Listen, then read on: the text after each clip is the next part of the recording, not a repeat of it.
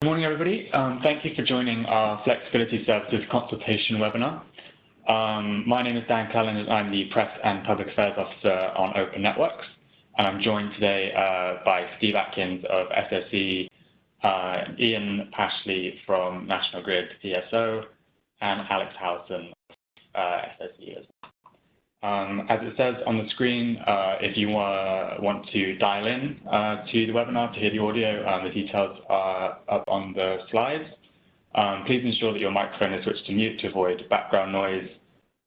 We will be using the Q&A function, not the chat function, as we go through this webinar. So if you have any questions, do type them in, and the project team will pick them up either at the end in the Q&A section or as they go. We will be recording this webinar, and that will be published on the ENA website. And any chat messages will all be anonymized, and answers will be put on the website too. If you'd like to learn more about Open Networks, please don't hesitate to get in touch with us at Open Networks at energynetworks.org. Quick running order. In a second, I'll hand over to Steve, who will talk through our recently released flexibility commitment and the 6 steps for delivering flexibility services. Then we'll run through workstream 1A and then go into the products that we're consulting on. So product 1, 2, and 4. There'll be time for Q&A at the end, and then a few concluding comments. So if I could give it to Steve, who will take us through the flexibility commitment. Good morning. As you see from the slide, I'm not Randolph Brazier. As an Australian, we didn't want to give him an opportunity to crow about the cricket score, so I'm covering this one off.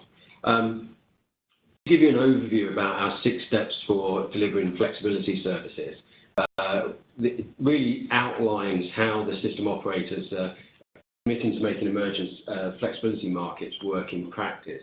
And this is a high-level piece that we published recently. And as you'll see as we go through the workstream 1A and the consultation, it definitely informs our approach there. And it's a strategic piece from the ENA to kind of demonstrate how we're taking forward the original commitment signed by DNOs and now GTC in December 2018, which was a commitment to openly test the market to compare relevant grid reinforcement and market flexibility solutions for all projects of new projects of a significant value.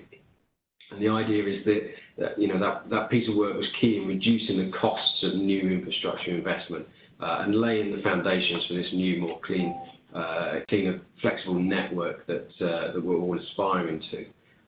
And the idea is it offers households, businesses, and communities a clear and transparent journey through the processes of offering their services to the grid. The idea is that these steps, these flexibility development steps, as I said, will be embedded within the Open Networks project, so that we can work together to deliver the smart grid and harmonise local markets for flexibility services. And of course, with the government now legislating for net zero 2050, that makes these steps all the more important. You can view the full flexibility commitment document on the ENA website here, if you click on the link when you get the slides. We also have a new Flexibility in Great Britain landing page, which is live on the ENA website. That gives you information about flexibility that's being procured by the system operators in the UK. It gives you links to their offerings, so you can put that in one place. But just to run through briefly the steps within the flexibility commitment steps. The first one's around championing a level playing field. Clearly, as system operators, as natural monopolies, market neutrality is an absolutely fundamental principle of how we operate Britain's energy network infrastructure. We want to make sure that we procure flexibility services in a way that creates a level playing field for all technologies and services. and the members of the ENA have committed to facilitating and providing convergence and standardisation for customers in order to support that. Next one's around visibility and accessibility, making sure as system operators that we highlight where and when opportunities exist for flexibility services so that participants can play a role. Want to make sure we remove barriers and enable all customers to access multiple markets to provide services, so that they can earn revenue from both national and local services, so they can stack revenue. Make sure that we do that consistently and easily, share data with flexibility service providers to develop transparent markets, and generally just ensure the markets are open and transparent for all to participate, and make sure there's opportunities for everybody. The third one then, conduct procurement in an open and transparent manner. So making sure as we procure these services that we're clear about the opportunities, that we can define common methodologies for all system operators to follow, and be transparent about the criteria used in decision making. So as we procure those decisions can be held up to scrutiny. And making sure that the solution chosen must be the most cost effective for consumers, whilst meeting the needs of all customers, system and networks. The fourth one, extending that clarity into the dispatch of services. So once we've procured services, making sure we're transparent in the way that we dispatch those services to meet network needs. And again, being clear about the decision-making process and holding those, again, making available those decisions for scrutiny so we can see that it's been done in a neutral manner. The fifth one, provide regular, consistent and transparent reporting. If we're committing to be transparent in these processes and methods, we need to actually make sure that we provide regular monitoring of that and reporting to instill confidence to stakeholders, so they can see what flexibility is used, why, and how it contributes to a smart and efficient system.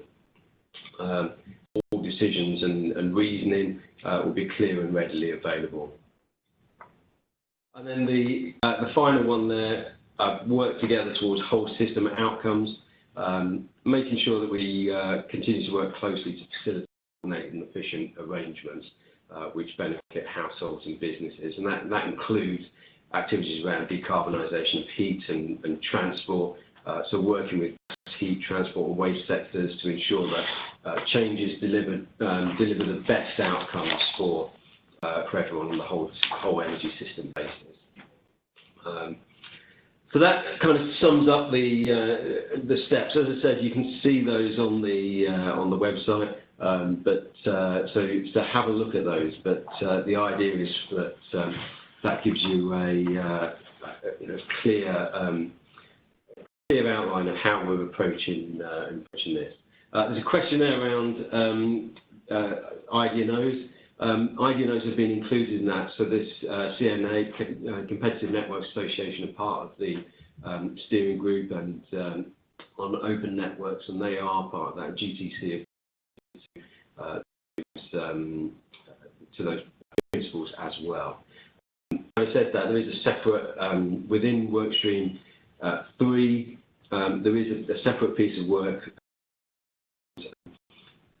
working more closely with IDNOs to understand their role in the smart grid as maybe IDSOs or flexibility participants. So if you look at workstream 3, you'll be able to monitor some of that work. So moving on then to workstream 1A. So that's kind of covered off the high level kind of commitments across ENA piece. Diving into open networks, workstream 1A now, which is specifically around flexibility services. As you see, I'm not Sotirios, Georgiopoulos as well. But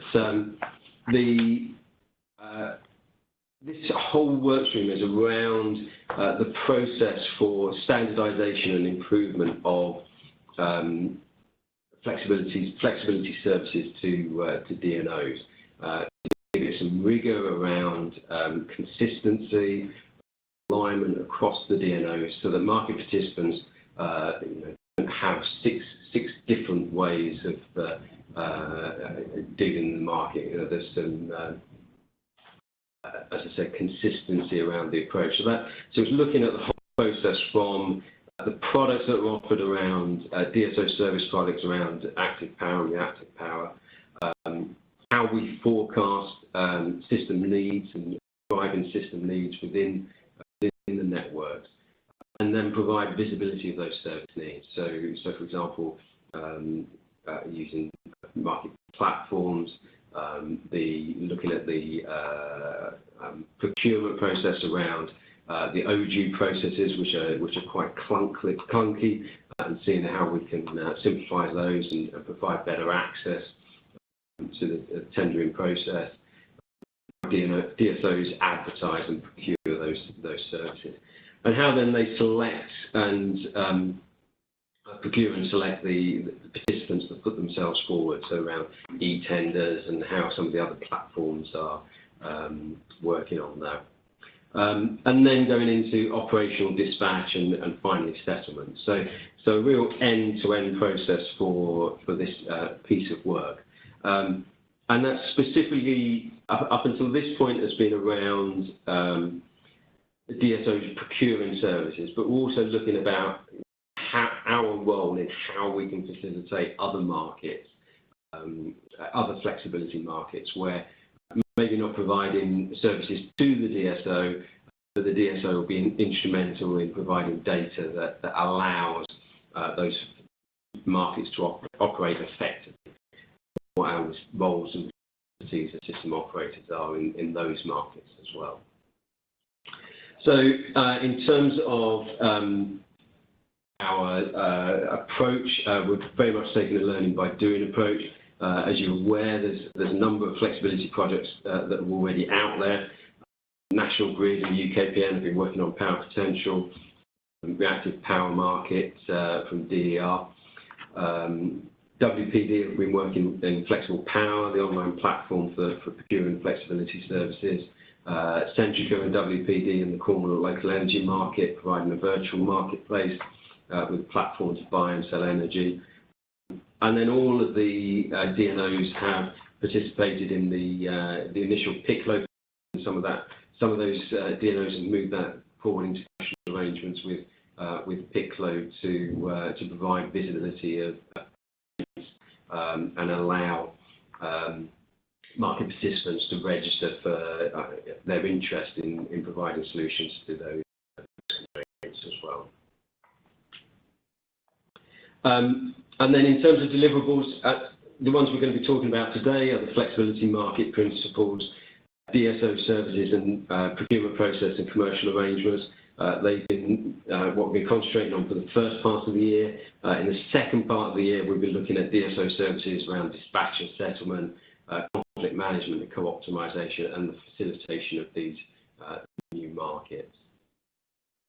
And just finally on that, just a reminder that, as I said, you can view the full flexibility commitment document on the website. Great summary of all the DNO flexibility initiatives.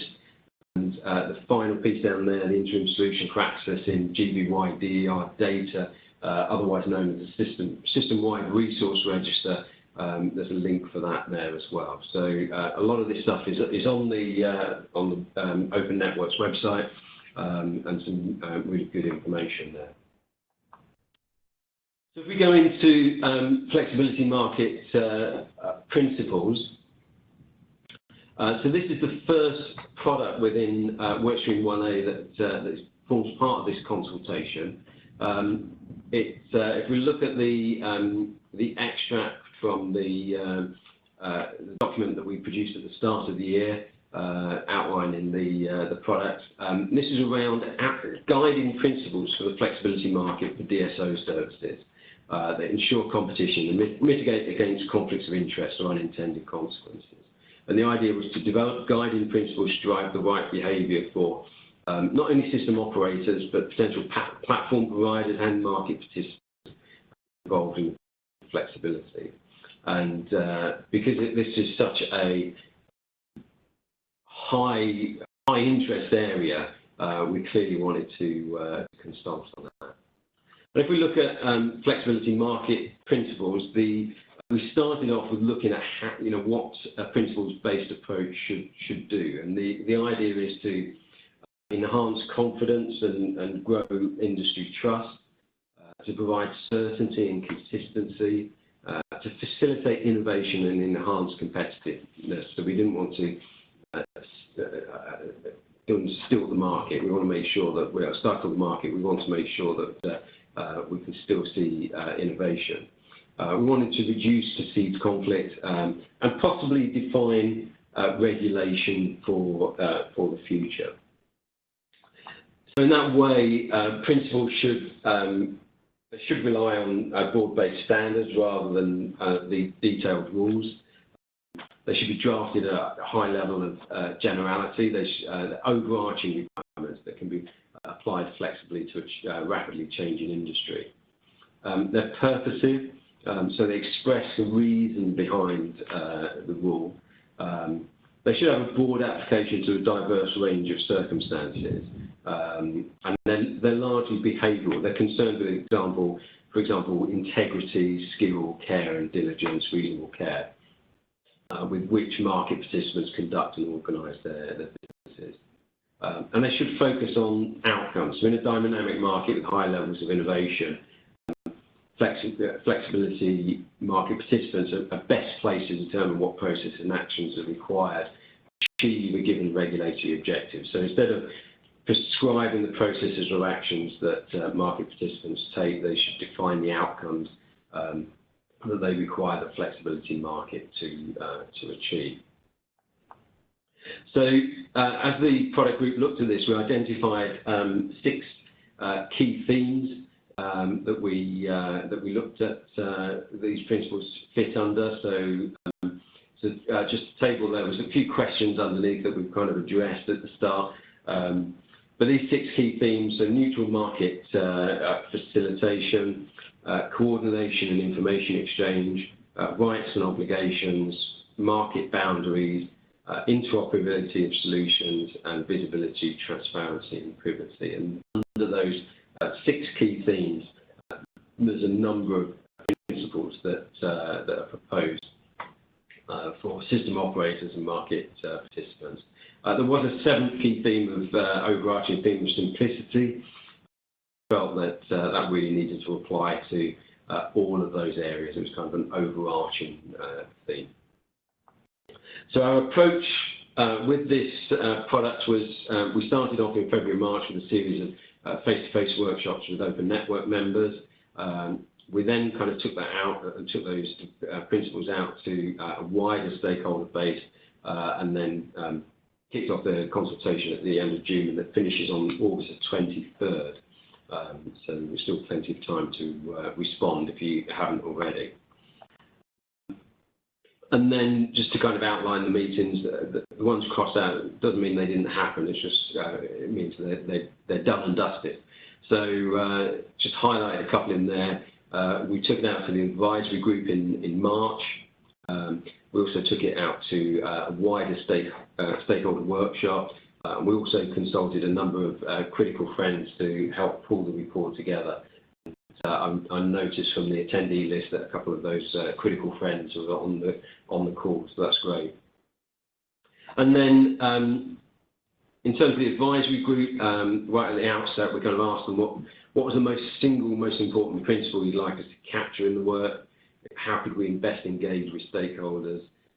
What key areas or participants should we be addressing? And then around our principles sufficient, and is there a requirement for a code of conduct? And as you see in the consultation, they all form part of that consultation going forward. In terms of the stakeholder workshop attendees, as I said, that included the advisory group. You also have people like Electron, Centrica, Piclo, Carbon Co-op, Nordpool, and also the BEIS Flex distribution list. So those people that had companies that are organisations that have put themselves forward for the BEIS Flex competition, which was around markets and market platforms and market solutions. Definitely wanted to include them, because if they're putting themselves forward for that competition, they've obviously got skin in the game, as it were, and we wanted to include those in that attendee. So we've got some great feedback from that group, and they were quite clear about what they wanted to see in this. And one of the big things that came out of that group was around the fact that there were quite a few principles knocking around in different documents already out there, in different source documents.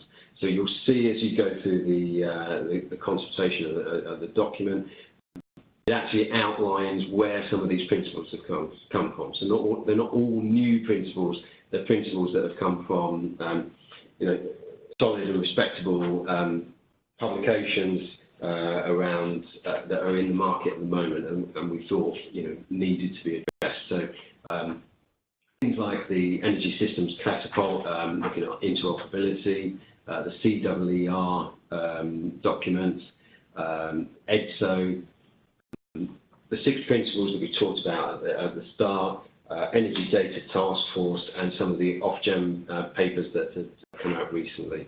And it also utilises work that went on in Workstream 2 and Workstream 3 last year around definitions as well. So you'll see an attempt to define market participants and platforms as well. So that's all in that paper. So finally, the consultation questions that you'll see as part of this. Do you agree with these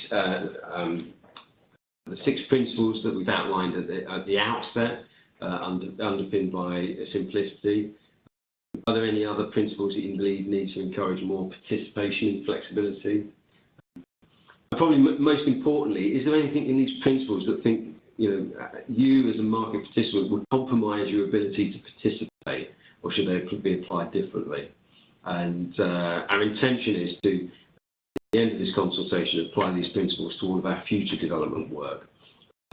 So there's an opportunity there for you to flag up any elements that are not covered by Open Networks development, or shout about should be. So thank you.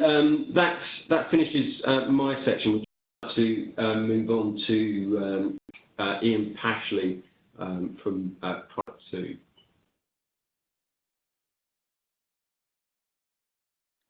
Thanks, Steve. I've had the pleasure of being remote from everyone today, so I'm hoping that I've got control of these slides, and if not, that Daniel will help me along. Product 2 is all around the end-to-end procurement process of DSO services. Now, as you can see from this overview, what we've tried to do in 2019 is to take what was done in 2018 with regards to the services themselves and the end-to-end procurement process which we defined then, and see how that's been implemented in practice by DNOs as they try to meet their network needs. So pretty much each DNO has been through the process of procuring flexibility to meet network needs. There are different stages in terms of those processes. Some are actively instructing, others are getting ready to. But what we've got is a sort of rich source of experience on the processes that have been undertaken, so that we can check how that compares with what we did last time round, make developments and recommendations, best practice. So what we've done in 2019 is to consider the processes in light of all the things that have gone on, and the document that's out for consultation is a summary of what we've found, what the key findings are, what the recommendations are, and elements where further work is needed. Now, there's 2 key elements to the processes for procuring services. The first one, which I will run through, is the process for procurement itself. The second one is around developing new services, which I'll pick up later. From the start point of the process, there are effectively 2 branches. The first branch is the term, and it's more around signposting future requirements for services to manage networks. And the idea that there will be a best endeavours approach to providing information with suitable caveats around where they may present themselves and what the nature of those opportunities might be. And the idea there is to inform potential future service provision and assist potential providers in when they're thinking about what developments they might do and where they might site them. The lower branch is effectively the start of the end-to-end process, in that the first step is to identify and communicate requirements for meeting the network needs, and then to engage with stakeholders around the nature of those needs so that it can be better communicated, make sure it's understood, and have the opportunity to answer questions. The next two stages may at some point in the future be simplified to a single stage. It depends very much on the maturity of the process. But the first element is around registration of interest, and what sort of sites might be offered, what their capabilities might be, where they might be, which is of particular relevance in terms of very specific locational needs that might need to be met. The second element is procurement, and that will be more the formal request for information procurement process, which to an extent may align with some of the registration of interest elements, which is why there's the potential, once greater experience and greater slickness and alignment exists, to potentially combine those.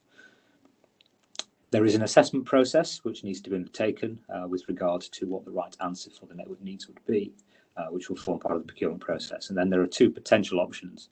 Either flexibility is a suitable means of meeting that network need, in which case contracts will be entered into and operation will take place. Alternatively, there may not be any suitable opportunities presented in the procurement process, in which case other non-flexibility solutions to the network would need to be pursued. Now, the operate box is in grey. It's product 3, which we're not consulting on at the moment. So that's the next stage of Open Networks for this year in terms of the workstream flexibility work. So if you could move to the next slide, please, Dan. Right.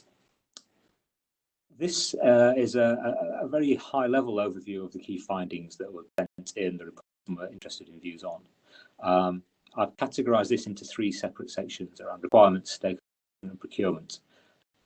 And to just give you a flavour of the findings of the initial work to see how different procurement activities across DNOs are going, and where there's either or learning that can be shared. Now, the articulation of needs is reasonably consistent across DNOs, and the communication of requirements. The key finding there is around how those requirements are communicated and the breadth and different potential communication routes. The key thing here, obviously, is to get as wide as possible with regards to notification of requirements, such that as many people as possible can participate. And exactly how you do that and what communication route is of paramount importance to make sure the opportunity to see and participate in providing services is there. Links into the stakeholder engagement section. Clearly, there's established providers, there may be new developers, there may be smaller community groups, parties who have a keen interest in getting involved but might not necessarily know how to do that. So the approach taken is fundamental to success in that area. From the perspective of the mechanism used, then again, depending on the provider, the approach varies. We're very much looking for feedback from those who have participated or those who would like to but haven't, around how the mechanisms for engagement might work for them. Some parties like a group approach, such as a webinar or a workshop, whereas others prefer a more tailored or one-to-one approach. Clearly, the benefits and drawbacks of each depend on how that's taken forward. There is a recognition, though, that ongoing support is fundamental to this. So in addition to specific targeted engagement, the ability to communicate and exchange information and converse, ask questions all the way through the process is fundamental to success. Now, from the procurement perspective, the approach to contracting and the contract structure is a hot topic which Alex is going to pick up on after me. So I won't go into too much detail on that. Suffice to say, common approaches preferred by providers from the feedback. Pricing and duration are clearly very hot topics. At the moment, there is a range of different approaches being tested. These markets are developing rapidly, but they are still quite nascent. So there are different approaches being tested, and no one particular yet, I guess, emerged as a front runner as the way to go. But really, there's a balance to be struck between the needs of the network and investor certainty around both the pricing of services and the duration of contracts. We've had a range of feedback in the past on this, but we always welcome that. And in terms of what's in the consultation document, we very much welcome further feedback there. Final point on the procurement side of things is around branding now. We did develop 4 standard services last year through Open Networks, and those are to a greater extent being used by all networks to meet DSO service needs. However, they are called different things, and they're branded there differently for a specific reason. And some of the feedback we've had previously is around taking a common approach on that. So one of the things we're looking at is how we might go about achieving that, and feedback obviously around that, and how to make these processes and products as easy to engage with as possible is very much sought in the consultation process. The next slide, slide 33, moves on to the development process. Now, we've not done too much with this since it was originally developed in 2018, but we do have elements of feedback on that process itself. So the idea here is, given that we already have 4 standard products for active power services, if a DSO is trying to meet a different network need, they might go through a process of defining a flexibility product that could be procured to deliver that. The steps that they would go through here are pretty much as presented. So having identified what that network limitation is, you would go through the process of identifying what sort of capabilities would be required to deliver a service to meet that need. There's a key element here on connection between the DNO and the ESO, mainly to look at the consequences of a particular service development on each other. So this could be equally to ESO service development and the impact on DNOs, so that any tweaks to the service definitions, which might make things better for both parties, can be captured. Once that's done, the stage following that is around engagement with potential providers, and the element here is specifically designed to say, if this is a product we're looking to procure, how is it deliverable, or to what extent is it deliverable, and are there changes that could be made that are better able to be met by a wider range of potential providers? That can then feed back into the development process to deliver tweaks, etc., so that it's a more rounded service which is more easy to provide. And that would deliver then the final DSO service design, which could then go into the procurement process, which was set out previously. Now, during the research for this year on slide 34, you've drawn out a few key aspects that have come through from this. Again, I've split them out here into service development, coordination, and engagement, and there are certain themes which are common with the previous process. Again, around the service definition, it's very much around balancing the network needs with banking the potential providers.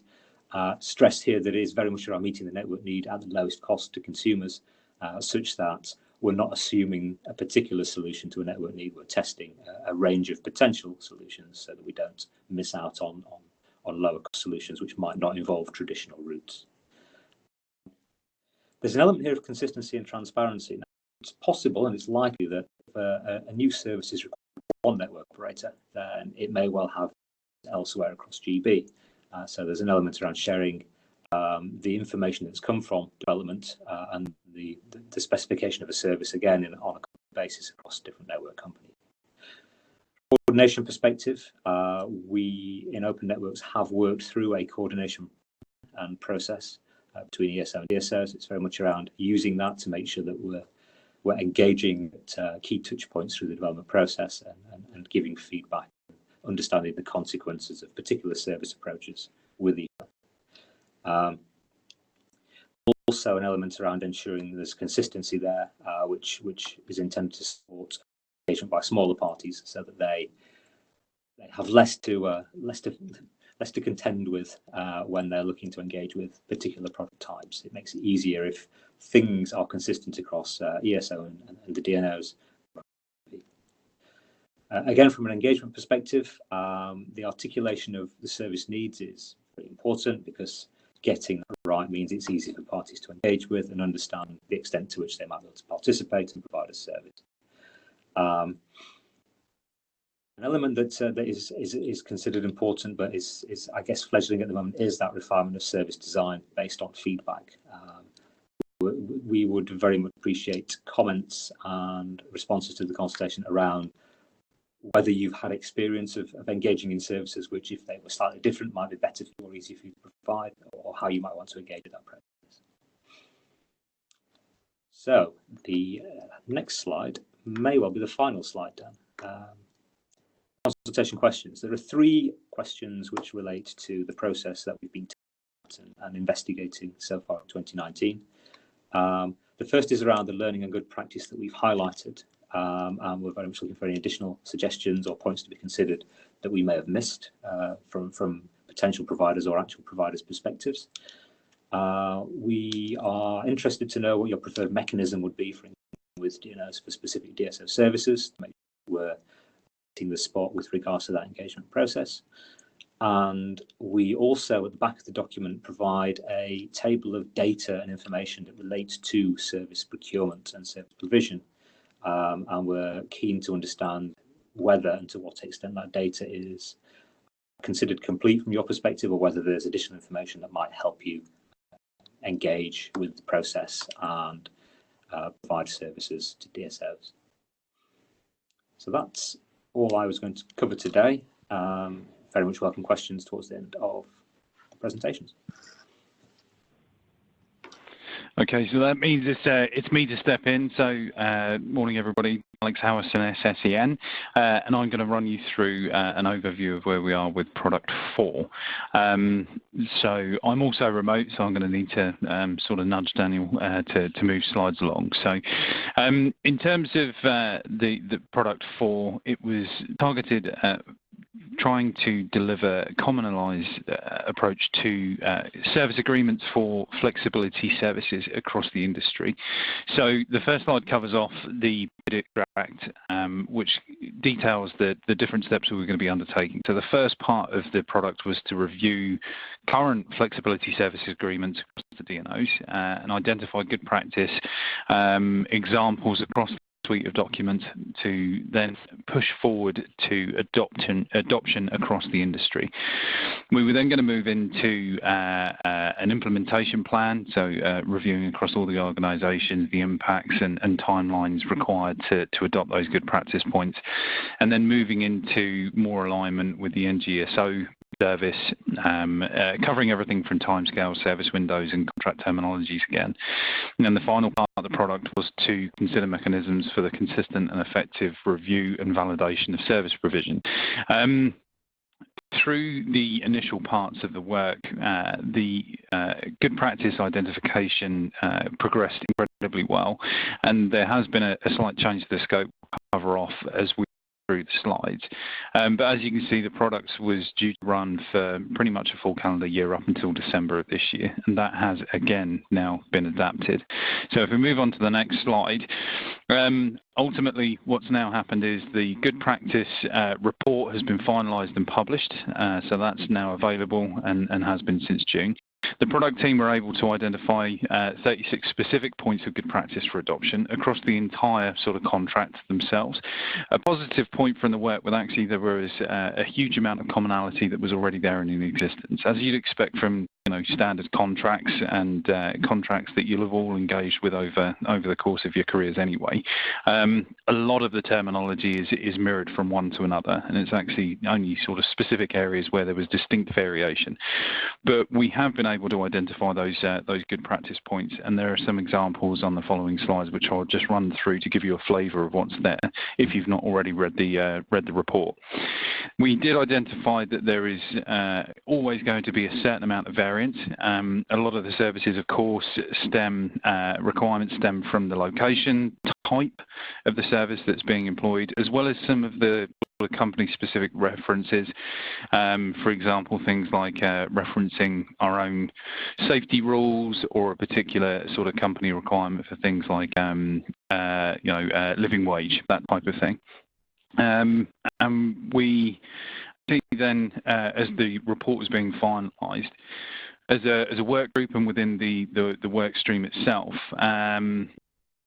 just having good practice points and adopting those across different contracts was really only going part of the way. So actually, if we use these good practice points as a base point to progress and develop a single template, so a standard contract template that all of the DSOs NGSO could employ. And I'll go into that in a little bit more detail as we move forward. So on the next couple of slides, there are some examples of some of the good practice points, as I said, to give you a flavour. So if we move forward, please, Daniel. So from a general perspective, the need for glossary and definition of legal terms should be compiled, and we'll all use the same one. We should agree on unification of terms, and ultimately, and probably a key one for everybody on the call, is that there are a couple of examples where available on the DNO website is a range of supporting information. So everything from example contracts, schedule layouts, the kind of technical requirements and payment guides. And this was seen as a really inherent good point, a good practice that we collectively needed to adopt to make sure that actually, even before you contract or engage with a service, that you can access a range of information to give you at least an insight as to what you're moving into and what you hope to be able to get from these different services. If we move forward again. In terms of variations, the allowance for short-term, maybe one-off variations should be expected. However, there should be an absolute limit to that before you're actually looking for a new service and you need to move into a new procurement phase. Allowing DER providers to change the asset within a particular zone. So whether that's due to maintenance, development, whether you've got a range of assets available within a particular area and you want to swap those. The idea being is the contract should award you the capacity required for the service and not fix a particular individual asset. If we move forward again. Performance obligations. So actually lessening the weight of the contract itself and extracting a lot of the service-specific requirements and the technical specifications into defined schedules and making sure that those schedules were approached and organised in a standardised way across the industry was again seen as a point of good practice. Ultimately, the contract itself should be exactly that. It is the nature of the agreement. The service-specific requirements can be added into the schedules to make sure that actually that contract remains as standardised as possible. You know, making sure that there is alignment across each of the DSOs and the NGSO on how the contracts are laid out and how the schedules are laid out. So regardless of where you are in the UK, you know the format of the agreements that you're about to be approaching. If we move forward again. So we agreed the scope change as we were finalising the report, and actually that a standard template for each of us to adopt would be a far better, stronger outcome of the product and would bring better benefits to the wider range of stakeholders. So we removed the individual requirement to develop a plan for implementation across the different organisations, and we're actually going to embed that within the standard template. And as we move towards the delivery of the standard template at the end, the implementation plan for each of the DNOs will be included as part and parcel of that work. So using the good practice examples that we've pinpointed and the areas of existing commonality, we will build firstly a template structure and then populate that template with the good practice examples, some of which I'll just run through. And then we would review the impacts to the other sub-deliverables within the product. So, you know, the performance monitoring and the alignment with the NGSO around things like contract terms, service requirements. Much of that will still be included, but actually it may well be that some of that is pushed back to next year's work package. If we move forward again, please, Daniel.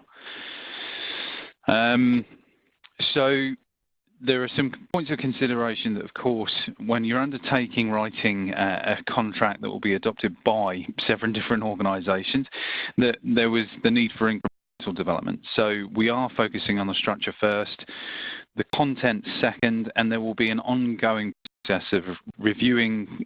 There will be external consultation when we reach key milestones, i.e. in the fact that we've agreed that the template for the content structure first off, and then as we build the content and the detail itself, with revision, refinement, and then finalisation, seeking approval from each of the organisations and the different legal teams that are supporting us to make sure that once the standard template has been defined, that it can be easily adopted by each organisation, and we can develop those timescales and the timeline from implementation, which everybody can agree with. We will also define the ownership and change process. So having a single standard document means that it has to be hosted externally to the 7 organisations that are using it. Look at the potential to codify, the potential for the EN to host the document, but we do want to be able to make sure that it can be changed in response to feedback, in response to market evolution, service type changes, as it needs to be in an easy and swift fashion, so that we all agree with changes and we can implement them as soon as possible to better meet the needs of the market. If we move on to the next slide. So a rough timeline for us is there for you to see now. So we've already produced an initial structural agreement for the template, which is going through review by each of the different organisations now, and we're going through some revision of that to ensure the fact that feedback from each of the core organisations is being taken into account. We will then look towards the end of August, beginning of September, to start defining and building the individual clauses themselves with those good practice points absorbed. And then we'll go through a period of, again, of reviewing, refining, defining the ownership and the change process, and then come out in consultation for a finalised template. So the expected delivery date for the final template and the implementation plan is by March of 2020. So there's a significant amount of work, as I'm sure that you all will appreciate, getting 7 different organisations and their legal teams to agree on exactly what the content will be is a significant piece of work. However, we are on track to deliver that within the timescales which are there in front of you now. Now, I think this may well be the last formal slide. Daniel, if you can just skip forward one. So in terms of questions within the consultation, it's more of a wider ask when it comes to P4, is that do you all agree that having a standardized template across the industry will bring benefits not just to the industry itself, but to your organizations? And any free flow comments that you might have around do the good practice points that we've identified, do you think enable us to do that? Are there any areas where you feel that we need to commit additional focus to? So in lieu of having a predefined set of questions there, it's more about asking you to review those good practice points, see whether there are any gaps that you feel that we should be focusing on, and also adding just any comments about whether you feel that this is the right direction and does having a standard template work for you all. And that is the end of the P4 element. Thank you. Thanks, Alex.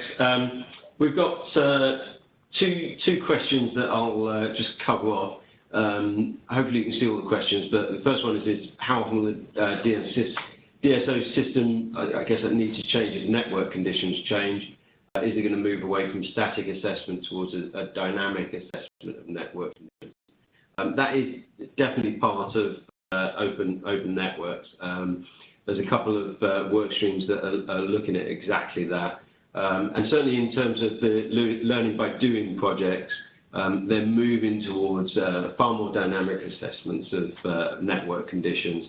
So day ahead, week ahead, and immediate as well. And you'll see within the range of flexibility products as well that the nature of those products just for planned outages or planned demand peaks. They also cover emergency response and faults. So yes, definitely dynamic assessment is part of open network project. The other one is around net zero legislation. How does that change views on the principles? How do you see the open network project support the delivery of that? that's a little bit more difficult to answer in the sense that, I mean, as you're aware, system operators don't have any regulatory obligation in terms of